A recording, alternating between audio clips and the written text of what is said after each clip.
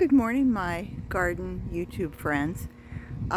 This is getting towards the end of March, and so I just wanted to show you that I think 2 weeks ago I did a video on this tree. This is a drake elm. 2 weeks ago there were no leaves on it at all, and I'm in Windermere, Florida, Zone 9B, and the leaves were just, they go from like a little green haze to suddenly you can see their leaves to, wow, it's really almost foliated itself in the full size. But I wanted to show you how this tree takes on air plants. And an air plant is an epiphyte, just like an orchid, where they will live on the plant, but they won't live off the plant, if you understand what I'm saying. They won't take anything or nutrients. They just attach themselves and they live there. And so this is really, when it's bare, there's about, I don't know, 20 of them up there. And now that they've started to foliate, you don't see them as much. But anyway, I wanted to show you the swale has really filled in, and you can see that I've got marigolds.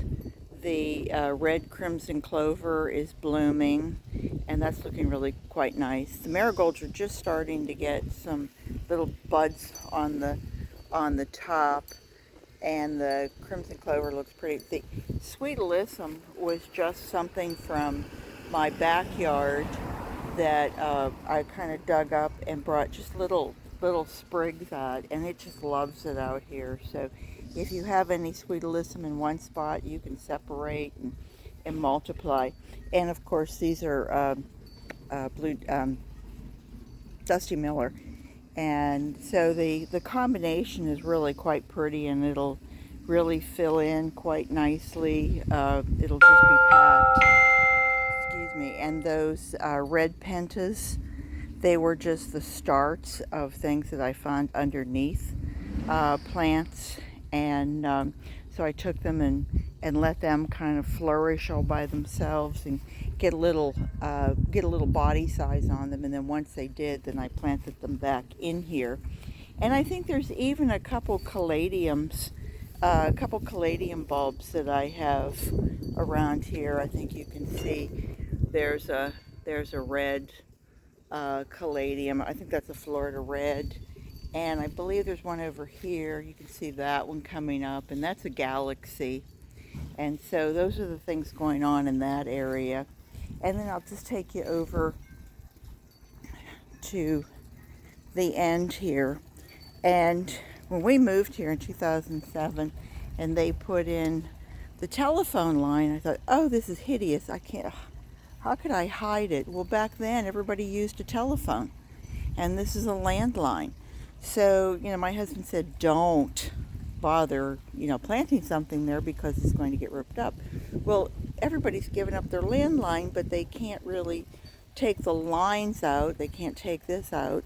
And a lot of people have planted shrubs around here. So I was thinking that I would plant some coleus and some marigolds in here, and then I might possibly grow some beans. Put some stakes up here and just grow some bush beans, and so I would get the benefit of having the space, but it would hide this in plain sight. So the coming over here, the crepe myrtle, which I think I have a video where my husband was cutting it and he showed you can see how this is starting to flush back. And they call it crepe myrtle, but we like it this way, where it's bare at the top, where it's bare here, and then all the growth comes up. And so the azaleas are just finishing their bloom season, and the milkweed is growing for the monarch butterflies that are coming around. I've got planted liriape in here. The Amaryllis are bulbs that are just starting to bloom in the background, and they're ones that have stayed in the ground this year. Blue Days is just starting to put on some blooms. Um, Gwendolyn Goosemeyer is ready for Easter. She's taking in uh, some entertaining here, doing her little dance. And I took some starts of coleus and I planted them back here, and they will fill in this area quite nicely. And my shrubs in the back are a Wheeler mock orange, and here I have the gardenia and some more that's salvia, and I have some amaryllis in this area.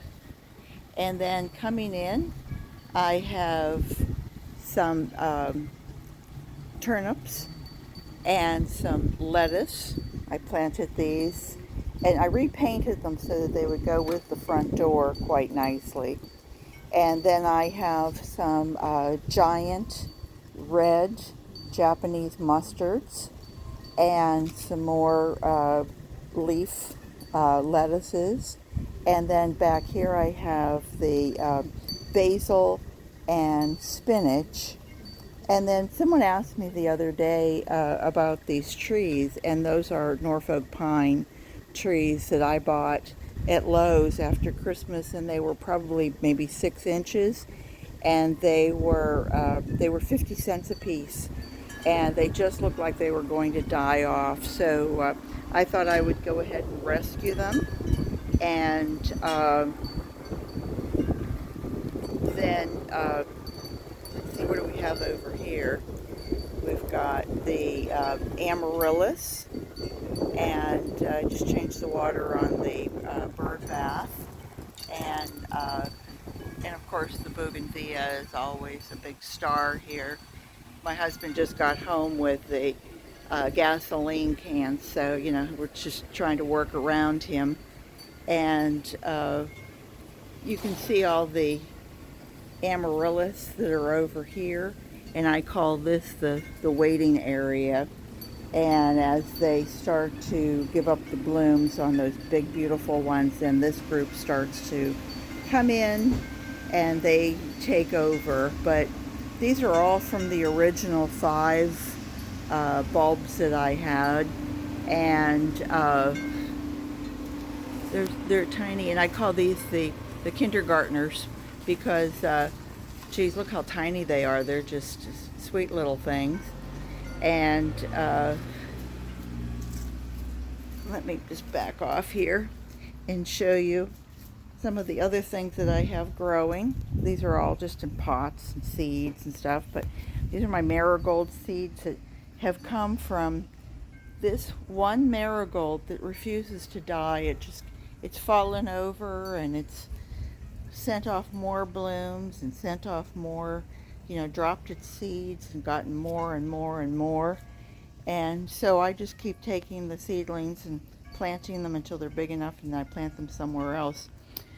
These are some tomato seeds that I started, and one of them is a marigold, though. It must have fallen in the pot and it's decided to join the party.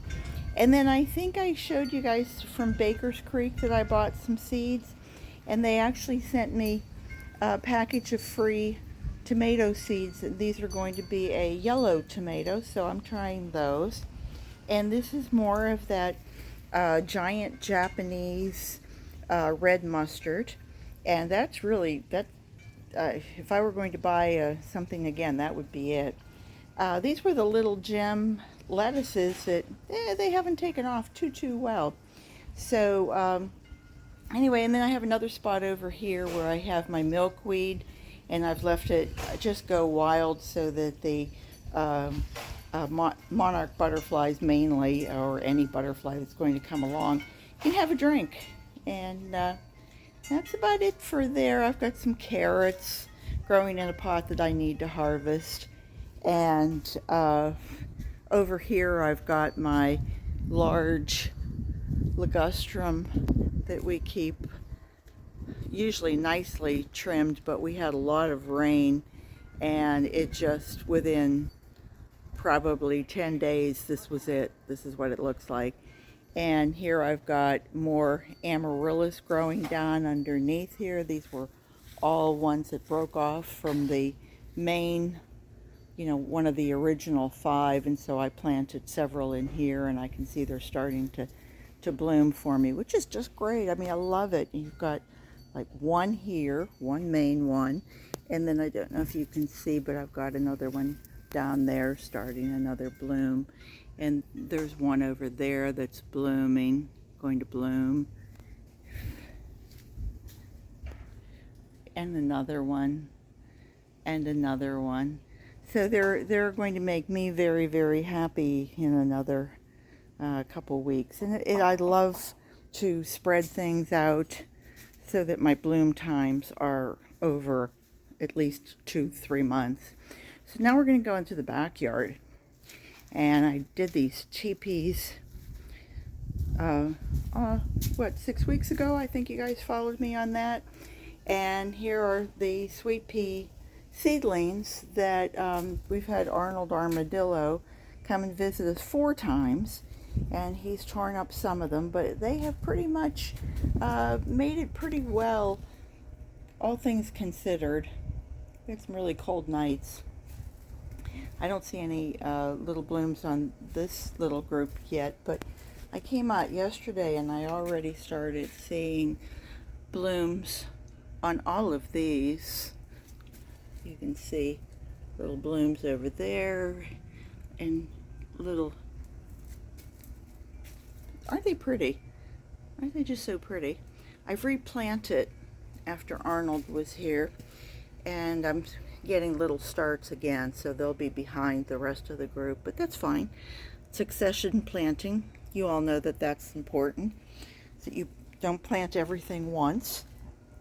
Plant in bunches, in batches. And then these are the sweet peas, so I'm hoping to get some flowers this year. And my carrots here are growing ever so nicely. They're very happy. And I have caladium bulbs, and you can see them coming up like in clusters. And another week or so, these will be great. I had the poinsettias back here, and they just, I cut them back and transferred them to the other side of the yard, but I'm not having much luck with that. This is a sweet potato vine that I took 3 little slips of sweet potato and stuck those in there with, again, crepe myrtle branches. And they've been just coming up, and I'm sure I've told you before, but this is all edible. You can eat the leaves, you can actually eat the vines, and of course you can eat a sweet potato. So what can we complain about there? And let me just stop over here though and show you that I've got the tea plants look good, the Dusty Miller looks good, the little green plants in front here are bush beans, and I planted those just 3 weeks ago, and I saw a bloom off of it. The 2 little things in front are called gold dust, and they're kind of a creeping, I don't know if it's edible, but they are a creeping little thing. And then these are parsnips that I planted. They're like that big carrot. And they are very slow at coming up, very slow. It's supposed to be like 3 weeks for them to germinate. And the armadillo went through and he scratched and scraped, so I don't know what I'm going to get out of that. And the compost pile is the compost pile. It's nothing but grass clippings and shredded newspaper. I brought out some coffee grounds a couple days ago and tossed them in, but that was just a few cups. And I turned it over with my pitchfork, and that seems to be breaking down quite nicely. It's been about a month and a half since I started it. And nothing edible over here, but the plumeria, we treat it with dormant oil in hopes of trying to keep that rust off of them this year. That would be just grand. The purple fountain grass has come back. I did lose one at the other end, but these two came back. Crepe myrtle is going to bloom in a raspberry color. The Florida maple hasn't started to leaf out yet, but you can see it's actually getting some buds on it that are looking a little bit more plump than they were. And this is the crepe myrtle that is the seedling from the front yard. It looked like there was just a weed coming out of the side, and I waited till it grew and grew and grew, and then I cut it back and brought that back here, so we have another tree. And here's the other purple fountain grass, but the one that was there just died back, and so I cut it out. My more of my plumeria. I'd like to get more vegetables growing here in the backyard. This seems to be where I get that good afternoon sun.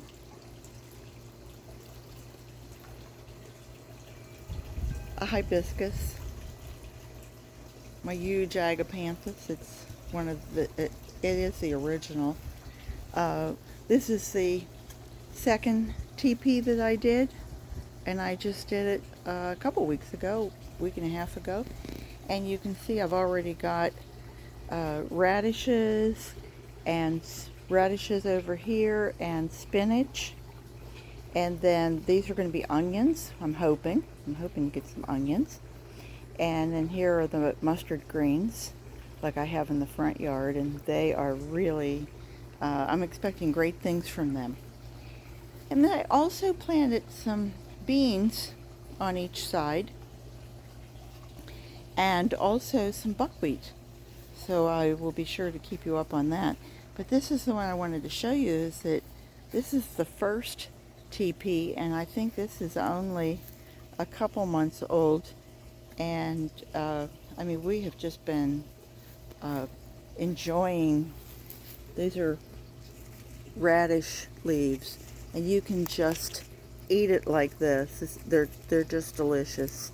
You don't have to actually pull the radish up. And basil, and here's some beets.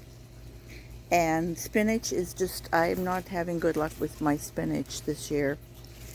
First time I've ever grown it, but you know. And then the leaf lettuce looks beautiful, as well as the bib lettuce. And again, I've done beans on the side, because I want, the whole reason I'm doing it is not just for the beans. The beans I showed you on the other side are a bush bean, and these are a vining bean that will grow the whole way up. And if I have 3 or 4 or 6 vines growing up this whole thing, it will be thick enough to provide a shade for what grows underneath, which, you know, I'm in Florida, as I said, and it gets very hot. So being able to shade my vegetables would be great. Now, I would like to grow something else in here, a vegetable, or grow something along the back that would be productive. So, you know, the whole idea is to become more self-sufficient and more productive in our own gardens. So that's about it. Garden what you've got. Thanks for coming to visit. I really appreciate it. And, you know, I hope you'll press the subscribe button if you like it. And I hope you'll come back again. So take care of yourselves, and I'll see you soon. Bye-bye.